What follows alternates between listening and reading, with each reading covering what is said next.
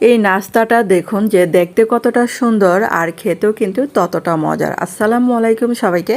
আর এখানে দেখেন আমি একটা রুটি বানিয়ে নিয়েছিলাম আর এটা ডোটা তৈরি করেছিলাম ইস্ট, তেল, লবণ, সামান্য চিনি দিয়ে। তারপরে যে কুসুম গরম দুধ দিয়ে ডোটা তৈরি করেছিলাম। তারপরে যেটা দেখেন এখন একটা রুটি বানিয়ে নিচ্ছে। আর এখানে ছিল চিকেনের পুর ভরা, চিকেনটাকে আমি মশলা দিয়ে মানে রান্না করেছিলাম। তারপর দেখেন এই যে এরকম রোল করে আমি কেটে নিচ্ছি। আর এই যে মাঝখান দিয়ে একটু চিড়ে চিড়ে দিচ্ছি।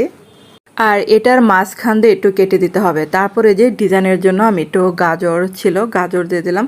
আর এখানে আবার একটু ক্যাপসিকাম ছিল, ক্যাপসিকাম দিলাম। আপনারা চাইলে টমেটো থাকলে টমেটো দিয়েও ডিজাইন করে নিতে পারেন।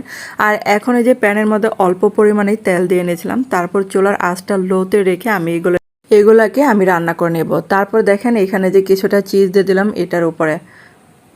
আর চিজ দেওয়ার পর আবারও চুলার উপরে কিছুক্ষণ রেখে দেবো এটা। তো চিজগুলো দেখেন কত সুন্দর মানে গলে গেছে। তো হয়ে গেল। ধন্যবাদ সবাইকে।